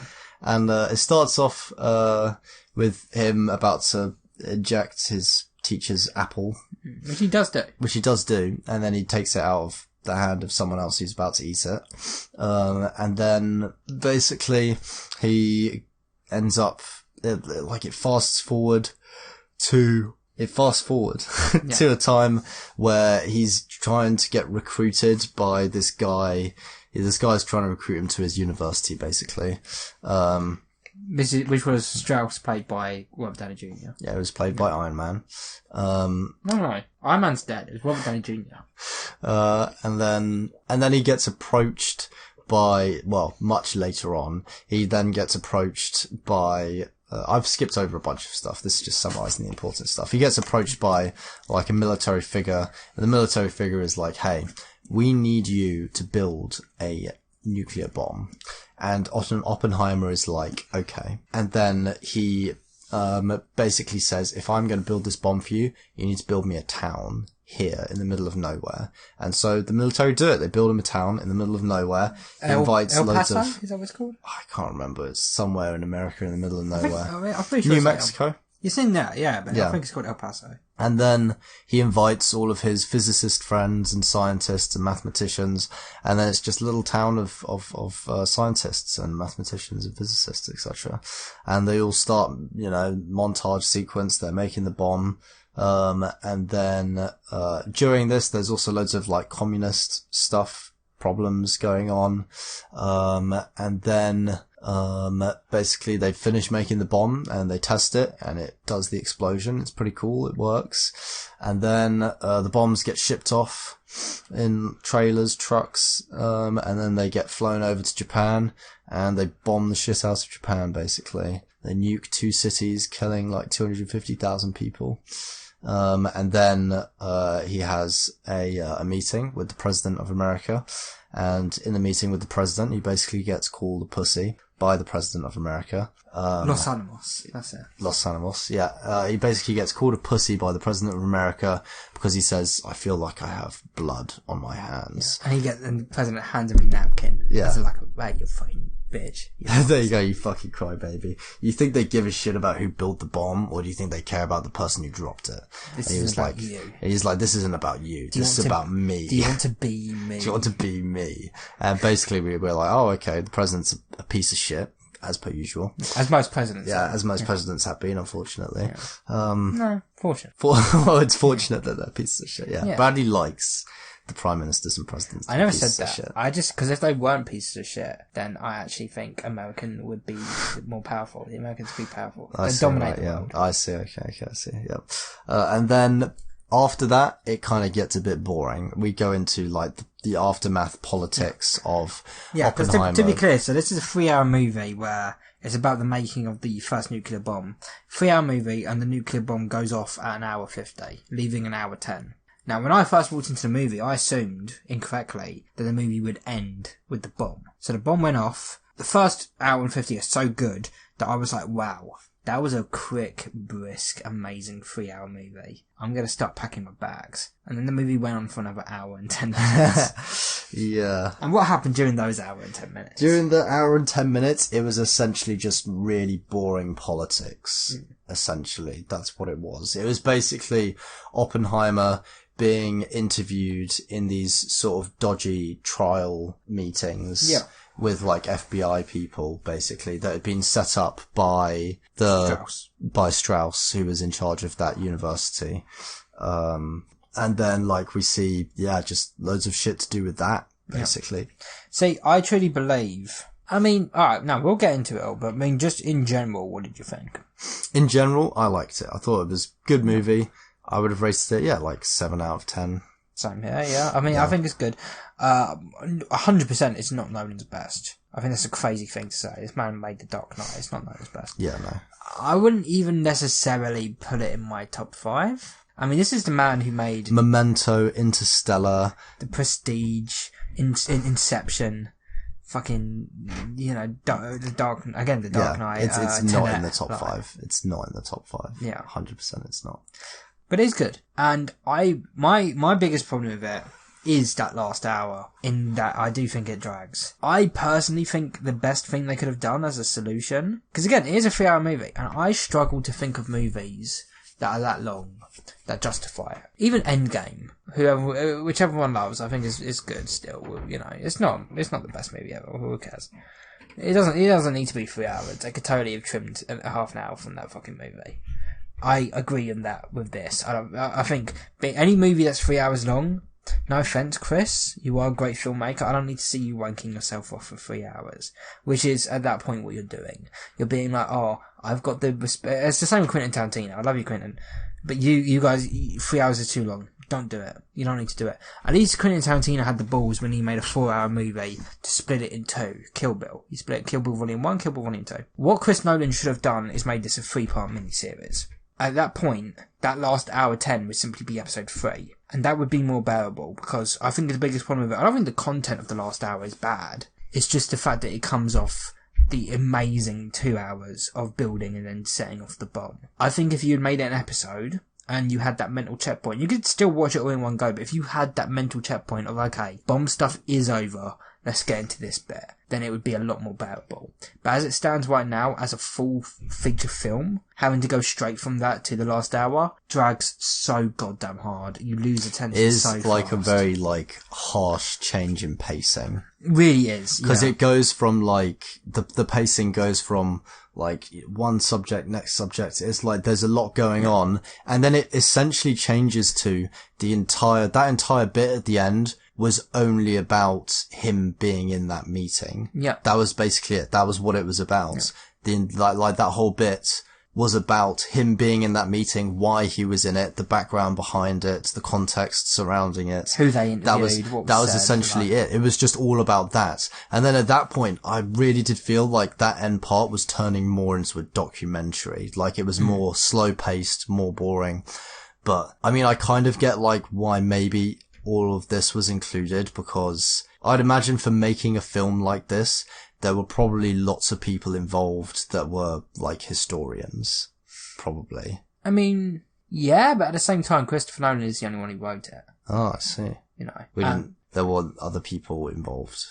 He might have had some consultants, but in terms of the writing, like, you know, again, he's also the director, so the writing, the pacing, the actual dialogue, how long the scene was, that's all his decision. He was the one who decided to delve so far and so much into the last hour, into the interviews. I guess he must have felt that was important. I mean, I guess technically it is, in like kind of revealing more about his character. No, don't get me wrong. I have no problem with the content of the last hour. I think if it was a standalone episode, it'd be really fucking interesting. It just, in my opinion, it pales in comparison to the first hour too. The best way of putting it is actually to look at the timeline. The first 2 hours cover, you know, even if you ignore the stuff was him as a young man, and you go straight into when he was working at the thing and he got hired, that covers like a 6, 7, 8 year period. While the last hour, it feels, covers at most a year or two. Yeah. Like, it slows down to a snail's fucking pace. Yeah. I would have watched 3 hours of them making that bomb. And I'm shocked about that. Don't get me wrong, because again, although I thought this would be a good movie, and it was good, 7's good, leave me alone, 7's good, I didn't think I'd find it that interesting anyway. But I am still pleasantly surprised by how interesting I found the first 2 hours. Yeah. The actual process of them building that bomb, getting the researchers together, talking about the possibilities, you know, is it going to explode? How about the hydrogen bomb? I found it all really fucking interesting. If it was a full 3 hours of them making and then detonating that bomb, that's my biggest problem with the film. End it with that fucking bomb. Yeah. How could you not end it on the bomb? Yeah. This is a film about the creation of the bomb, and it doesn't actually end on the bomb. Yeah. Insanity to me. I did quite like how there was a theory that when they detonated the bomb, that it would literally destroy the entire world. Yeah. That it would just set off a chain reaction that would never stop. Yeah. Imagine how scary that would have been at the time where science in general wasn't really that like it was far. Yeah. It wasn't there wasn't internet, there wasn't really computers like at that time. Yeah. Which is kind of an insane thing to think about. They've made this like insane bomb, could have destroyed the world. Yeah, he went to Albert Einstein. Also, it's crazy. That puts into perspective how, like, old this is. Fucking Albert Einstein was alive and being consulted by Oppenheimer. It's Albert Einstein. Oh my god, It's Albert Einstein. Oh my god, guys, it's Albert Einstein. Yeah. I think another big problem I had with it is Albert Einstein. It's not. It's the fucking amount of cameos. Like, Chris, we get it. You have the phone number of every popular actor in Hollywood, but you're bringing in random fucking people. You're bringing in Dane DeHaan. You're bringing in Josh Peck. You're bringing in fucking Roderick from Drive Ruby Kid. You're bringing in fucking Gary Oldman. You're bringing in Casey Affleck. You're bringing in fucking, Matt Damon is a main character, admittedly. Yeah. But what are some of the other weird fucking knock-off cameos? You've got Gary Oldman, as I said. You're bringing in a lot of really famous goddamn faces. And every time I see them, I'm thinking, not, oh man, this is really interesting. I'm thinking, wow, they got Oscar-winning actor Gary Oldman for 5 minutes. You don't need that. One of my favourite performances in the film is the guy who plays, I don't actually remember his name in the film. He's the foreign guy who keeps going on about the hydrogen bomb. Yeah. His name is Benny Safdie, the actor. Yeah. He's not really, he's more known as a director. He directed, he's a part of a Brotherhood who directed, they directed a film called, I think it's called Good Times. Yeah. From memory. They directed Uncut Gems. He's more of a director. I was really, really surprised with how much I enjoyed him in this film. Yeah. Give me the actors who aren't well known. Because that's the thing. When you're casting actors who are so well known for small little parts, it just throws me out of the movie. It's like the Avengers of A-list actors. And I don't need that. I really don't. Yeah. Yeah. I guess it's just a flex. It is. No, it 100% is. Yeah. And don't get me wrong, I appreciate that you can do that flex, but in my opinion, it was really fucking distracting, the entire movie. On both watches, it was distracting. Yeah. You know? It's when you see Josh Peck from Drake and Josh, he's the guy who presses the button. Yeah. It's like, man, what's happening? Yeah. Like... Yeah. The bomb going off was cool. And also I liked all of the visualizations of, like, Oppenheimer's visions. Yeah. Yeah, I thought that was cool as well. One thing I don't like in the film is the use of black and white. Like, I mean, first of all, so the distinction they've used for black and white is that everything in black and white, everything in colour is from Oppenheimer's point of view. Yeah. And is a bit more subjective. But everything in black and white, you know, the focus isn't on Oppenheimer. He might be in the scene, but he's not the point of view character. And it's a bit more objective. Like, don't get me wrong, fine. But when you're actually watching the movie, if you don't know the context... It's a bit jarring. It's a bit, yeah, not only is it jarring, but it's also kind of irrelevant. Yeah. Like, you'll see the same scene in... This isn't a documentary, this is a movie. You'll see the same scene in colour and in black and white. You'll see that scene twice. And from the second time when it's in colour, it's from Oppenheimer's perspective, sure. But when you're actually watching the movie, it doesn't really matter. Yeah. There was a theory that Tom came up with that I really would have loved. Which is that, because we've known from the first trailer it's going to have black and white scenes in. They should have made it so the film's in colour until the bomb goes off. Yeah. And the rest of it's in black and white. Yeah. That would have been so fucking beautiful and so symbolically fucking rich. Like, that would have been so much better. It really would have. Like, imagine how awesome that would have been. The bomb goes off. You know, the bomb goes off, you see the beautiful colour, you see the thing, but when you hear the noise, the colour just drains. Yeah. You know? If you're gonna use black and white in the film, that's how I would have done it. Yeah. It's not a documentary. It was just a bit jarring to see. Yeah. And I mean, I think the Dummy One performance is great all round. Cillian Murphy was fucking brilliant in it. Probably his best performance he's ever done. Emily Blunt's great, Matt Damon's great. Florence Pugh is fucking wasted, and I also hate the nudity in this film. Yeah. You're gonna give the man who invented the nuclear bomb, whose most famous quote is, "I am become death, destroyer of worlds," and the only time he actually says it from his fucking mouth is when Florence Pugh's riding him with her tits out. Like, fuck you, Chris. Like, honestly, because as a writer anyway, I hate nude scenes. I think I've told you about this many times. Yeah. I think every single one of them is gratuitous. All of them. This included. And it's unnecessary. And I saw an interview from Cillian Murphy after the film where it was like, no, the sex scenes are really important. No, they're not. The fact that they're having sex is really important. Every single scene involving the sex. The only one that I could say is even slightly necessary is where he reveals in the interview that he was having the affair, and you see from Emily Blunt's perspective her riding him. Yeah. That's the only one. It's still a bit gratuitous. That's the only one that I was like, yeah, that actually does add something. But just having them, read this book, read the exact page, and it turns out to be your most famous quote. I just picked this book out from a bookshelf. I just opened the random page, pointed, "I am become death, destroyer of worlds." And then the one where they're just sat in the chair, and they're both just like, my biggest problem with it, because I heard beforehand it was going to have gratuitous nudity. Yeah. And I was like, okay, fine. I don't like it, but fine. I love Florence Pugh, very attractive, sure. I want to see Cillian Murphy hang dong. And he didn't. Yeah. Coward Nolan. You had them both in fucking chairs, facing each other naked, just having a conversation. Florence with her tits out. Yeah. Fucking Cillian with a thing. Go all out. Hang dong. Let's see the dong. It's as simple as that. Let's see his penis. You're a fucking coward, Chris. Oh yeah, let's have Florence Pugh with her tits out. She's a really popular actress right now, and that's also really the only thing she does in the film. She's got like 3 other scenes without her tits out, and she actually really doesn't add much to the film to begin with. To the point where, at some point in the film, they say that he's been having an affair the entire time with a woman we met in one scene, and they don't even bring that up. So what's the point of bringing up to one with Jean anyway? Clearly it's irrelevant. Yeah. The only way it becomes relevant is when you bring in the fucking "I am become death," and that's so dumb. That's such a dumb way of including it in the film. Even during the bomb scene, he thinks back to that. Why? Why does he think back to it? Clearly, it's not a quote that means anything to him. He just read it randomly because the woman he was fucking pointed it in the book and said, "What does this say? No, use that word." Like, I hated the nudity in this film. Yeah. The only one that made sense to me was the one with Emily Blunt watching. But at the same time, you also could have done that differently. No, nudity's never fucking encouraged to me, and this isn't included.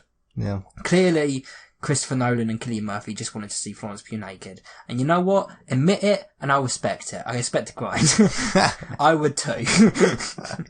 I agree. Yeah, I agree with those points. Sorry for that one. That was a proper one. It really annoys me. It really does. I really don't like nudity in films. I think it is just, it's always gratuitous. Never necessary. What difference does it make? Imagine watching that film and, imagine if she wasn't naked in the film and actually being like, man, this movie's worse because of that. She's got a bra on or something. Imagine actually thinking like, oh, you don't even a bra. You can tell that the character's naked, but you just can't see her tits. Imagine watching the scene and being like, you know what? Actually, I think imagine someone saying that. I think a better way of doing this scene is if you show her tits and have her nipples poking out from the bottom of the screen. What would you say to that? I would look at them and be like, are you okay? Yeah, I'd look at them and be like, actually, that is a prime example of the patriarchy. Exactly. That's a prime fucking example. Yeah. Cillian Murphy should have hung dong. That's it. 7 out of 10. Oh man. Yeah. But yeah, I do like it. I haven't got, I truly, it's a shame because it is an hour longer, but I don't have as much to say about it as I do Barbie. Although it's good, in my opinion, this is a film that took zero risk. This isn't a risky film. This film doesn't really do anything new or out of the ordinary. Yeah. I'd say the main risk is the content. Yeah, but even then, like, is it? This isn't the first film about Oppenheimer that exists. I guess, yeah. I mean, you could consider it risky because it is quite the biggest risk the film does is the fact that, another one incoming because I hate this. This is one of the first movies shot entirely in 70mm IMAX. Cool. Do you know how many cinemas, I'm asking you this, Hector, do you know how many cinemas in the world, not in the country, in the world, can display 70mm IMAX? I don't even know what that is, so I'm going to assume 70mm IMAX. Incredible, capture, perfectly square image. Don't get me wrong, beautiful quality. In the world, 30. So let me get this straight, Chris. You've made a film that you say can only be seen properly in 30 cinemas across the entire planet. Everyone who has seen the film, not at one of those 30 very limited cinemas, isn't seeing your intended vision. Guess what, Chris? Your vision sucks. How many are there in the UK? Fucking let's Google it. I'm expecting maybe 6. Genuinely. Most IMAX is 35. So 70 is like, how many 70mm IMAX cinemas in UK? There are 30 in the world, 19 of them in the US, 3 in the UK. Where? One of them has to be London, right? Maybe, yeah, let's find out. But yeah, only 30. In the world! Imagine that's like if I made a... That means in a lot of countries they just wouldn't be able to view it properly. Probably, no. The cinema we went and viewed it at, that's not the intended vision. Yeah. Like, that's serious. Alright, so there's the BFI, British Film Institute in London, yeah. The Ronson Theatre in London, and then the View Manchester in Manchester. And that's it. Only the people in this country who have seen it at those 3 cinemas saw it in the director's intended vision. That's like if I made any film, ever, and I went to a single cinema and I was like, I meant for this to be seen here. I meant for this to be seen here, sitting in that exact seat. All of you people who are sat in rows A to B, or A to Z, in every seat apart from X24, you're not seeing the film as I intended you to see it. Unfortunately. I'm sorry. Sorry, guys. Sorry. Like, I fucking hate that. That's the biggest risk it takes, and it's dumb. Dumb risk. Stupid. I hate that. To be fair, another risk is... And you know the worst thing about that? Sorry, I'm not done. The worst thing about that is that film, that intended viewing, once it's out of cinemas, will never be seen again. You can't get that shit on a Blu-ray. Yeah. You can't. 70mm, don't get me wrong, beautiful idea, beautiful way of doing it. Not accessible in the slightest. Not accessible enough. Once it's out of cinemas, say goodbye to your intended viewing. Say goodbye to your, this is how it should be seen. It's never going to be seen like that again for the rest of time. Yeah. Ever. Fuck you, Chris. I'm really tired right now. But seriously, I think it's really dumb. You go. Imagine if a German director made a film talking about the Holocaust. Or, like, it's kind of like that. An American director made a film about The bombing of Hiroshima. Like, that maybe is a little bit controversial. No, I get what you're saying. Is it his place to tell the story? Yeah. But at the same time, I mean... Because at some points it kind of seems, well, it does seem like Oppenheimer is the protagonist and is to be sympathised with. Oh, 100%. That was one of my biggest problems with the film, is the fact that I reckon Oppenheimer, especially the line that really annoyed me the most is towards the end, where his wife, Emily Blunt, is like, do you think if you're tarred and feathered enough, the world will forgive you for your sins? And Oppenheimer genuinely says, we'll see. No, we will not forgive you for your sins, Oppenheimer. We won't do that. Sorry, Chris. I don't forgive Oppenheimer for his sins. Yeah. This man invented a bomb. It doesn't matter what context you look at it. He invented not only a bomb, he didn't just invent a small stick of dynamite. He invented the first nuclear bomb. Yeah. I don't forgive you, Oppenheimer. Yeah. But then I guess the argument you could make was that if he didn't make it, so let's say, for example, he refused to make it, but because he refused to make it, the Nazis made it first and they bombed the whole world. Don't get me wrong. Again, I understand the context of it. Yeah. Still a sin. Yeah. Still a sin. Yeah. And especially it becomes a sin because, again, the bomb build took place over ages and World War II ended and it became them versus the Japanese. Yeah. The Japanese... I mean, correct me if I'm wrong, I saw the movie twice. The Nazis, it was a genuine threat they were building that bomb. Yeah. But I don't remember it being established that the Japanese were building a bomb like that. No, it wasn't. Exactly. So at that point, they were just using it because they could. Yeah, that's a good point. Did they finish production of it after World War II? Yes. Yeah, there's not really any excuse at that point then, is there, really? Exactly. Yeah. And then, not only did they do the one, but they do two. They make two. They bomb two cities, one after the other. Within days. Yeah. One, to show that they could, and two, to show that they wouldn't stop until it was done. Jesus Christ. Yeah. That's just sick. And here's the thing, because I appreciate your point about is Chris the right person to tell the story? In some ways, no. In other ways, yes. Because while, and I do believe this, while he is kind of going out of his way to make Oppenheimer specifically sympathetic,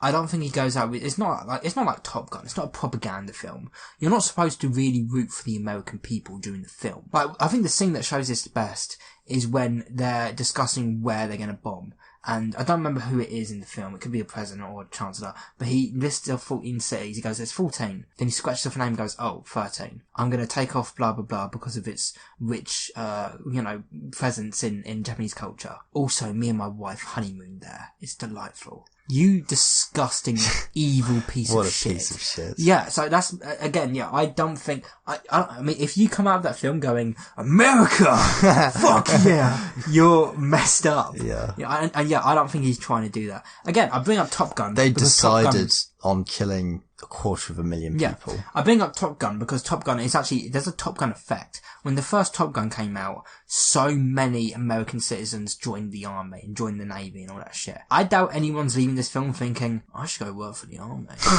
I should go work for the American military. I mean, that's pretty good. I don't think that's happening. So yeah, I would say he is and he isn't the one person to tell this. But who would be the right person? Do you think it should be done by if you were to do it by a Japanese director?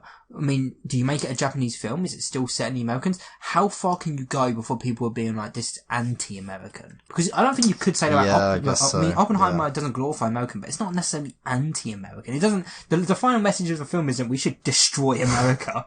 You know. Yeah. I mean, to be fair, if it was done by a Japanese director and it was done focusing on like the atrocities of the war, if it's considered anti-America, then don't be wrong. Yeah, I agree. I agree with that's kind of their own fault. Yeah, because that's what they did. They deserve it. Yeah. That's like if you do something, someone films it and then posts it, and you say, "Oh, that's just anti-me." This is harassment. No, you just did something terrible, and now that it's being published, it is terrible. Yeah, because it was. I think a good example of what am I the right person to make it is with Schindler's List. Now, I'm going to Google it to check, but I'm pretty sure he is Jewish, Steven Spielberg. Even though, I'm pretty sure he is Jewish, but even though he is Jewish, he didn't think he was the right person to make it. Just a second, I'm going to find out. So isn't Oppenheimer banned in Japan? I have to imagine. Probably. Yeah. You know? Yeah. Steven Spielberg is Jewish, but he came out with Schindler's List and said that he wasn't sure he was the right person to say it because while he is Jewish, I might be paraphrasing. I'm not gonna find the exact quote. I don't care that much. But I'm pretty sure he said something around the lines of, even though he is Jewish, because he didn't feel personally affected, but I'm pretty sure his family actually kind of got out of Germany in the right time. He wasn't as affected by the Holocaust as others. Obviously, he made changes. He knows it was a tragedy. He knows how disgusting it was. But because it didn't hit him in a way that it might have hit other Jewish directors, he didn't feel that he was the right person to do it. Yeah. And it could be the same for Christopher Nolan. Christopher Nolan is American. He could feel guilt about it, but at the same time, he's got to respect the source material and he can't portray Oppenheimer as guilty. Because Oppenheimer, even though he was guilty, he never said he was. He never apologised. Yeah. He didn't apologise in the film for a reason. He never apologised for it. Yeah. And this could still be Christopher Nolan, in a way, kind of saying sorry? Yeah. You know, kind of being like, yeah, the Americans made a bad decision. I'm not going to shy away from showing that. You know, the Americans are guilty. You know? Yeah. And I honestly, even if he wasn't the right person to do it, I mean, you can't deny it. Because, I mean, he is. Christopher Nolan, he's so fucking good. He's a great director. And I also can admit that, not with this film specifically, because again, it's 3 hours, it doesn't need to be. But there are some of his films where I think people have treated it too harsh just because of how good he is. Tenet, in particular. Tenet, which was his film before Oppenheimer, came out in 2020. Yeah. Really, really good film. A lot of people hate it. Oh, I found it's not as good as the others. I found it so confusing. It didn't make sense. Yeah. If it was anyone else who made if that was any director apart from Christopher Nolan's movie, you guys would be sucking that director's cock. But you guys love Nolan so much because he is a great director. Oh, this guy made The Dark Knight, Inception, and Interstellar. I expected better. You expect perfection. Not everyone can achieve perfection. It may not be a masterpiece, but it's still fucking great. Just appreciate it, you cunt. Yeah. Seriously, Tenet's great. Tenet's like a good 7 or 8 out of 10. Why can't I enjoyed Tenet as well. So I can admit, some people, including me, I might be biased. I might have enjoyed this movie if it was by someone else and it was still the same. I don't think I would have. If anything, I think it being Nolan has made me more favourable towards it because, again, he is a great visual director. I know his style very well. And again, the content is great, but it's just the length. And it's just, you cut out half hour. You can do it. Don't pretend like you can't. Don't pretend like, oh, if I lose a single minute of this film, it's ruined. No, it's not. No, it's not, Chris. No, it's not. No, it's not. Save the 3-hour version for the director's cut at home. Cut half an hour out of it. Please. Do it for me. Please, Chris, if you're listening to this, just do it. Just do it, man. Yeah. Cut half an hour out. It doesn't even need to be half an hour exclusively from the last hour. Just cut out half an hour in general. I promise it will improve it. Yeah. But 7 out of 10. It is good. 7 out of 10. It is good. I really enjoyed it. Yeah. I enjoyed the source material. I enjoyed the movie overall. Yeah. Even though the last part dragged, I still enjoyed the movie overall. I will say for it, because I mean, I've watched it twice. I watched them both twice. I probably won't watch it again in cinemas. I will watch it again at home. But if I watch Oppenheimer again at home while I'm alone, I have to admit, I'd probably turn it off after the bomb. Yeah. You know? If I watch it with people, I'd watch it to the end. But if I watch it alone, I'd turn it off after the bomb. Yeah. I have to admit. Yeah. Yeah. But and I think that's everything Barbenheimer. That does bring us to a close. Yeah. Yeah. We've discussed much in this podcast. This podcast should end up being over 2 hours. Nice. Yeah. Yeah. Yeah, thank you for listening, Hector. You're welcome. Yeah. Any final words for me? For you, Bradley, Tiger Bomb. Tiger King. Oh. Wow. Oh, shit. Holy shit. Nice. But that's the end. That was episode 26. I hope you've enjoyed the series. Because this is, we forgot to mention, this will be the last episode. Oh shit, oh my god. No, it isn't. It's not the last episode at all. We'll be back. Yeah. I mean, I can't promise we're going to stay as regular as we are, but I hope we are. Come back next week and we'll record. Yeah. Because this won't be released till next week anyway, Tuesday. Yeah. So not really next week. But it is next week, Tuesday. Yeah, next week. Yeah. So if you come next week before next Tuesday, then we'll be able to record and release. Yeah. And I'm going to try and, I need to try and get my microphone. Yes. And everything sorted. Yeah. And you need to buy a second microphone from me. Yeah, or an audio interface. Yeah. I mean, fuck, you could probably buy an audio interface off of eBay for like 20 quid. Honestly, probably. Yeah. I mean, we bought a fucking graphics card off of eBay, you know. Yeah. But yeah, thank you for watching and listening. And you didn't watch, you listened. You might have watched. You might have. They might have opened Spotify and watched the slider slowly go. Man, imagine how bored you'd have to be to just watch the slider the entire time.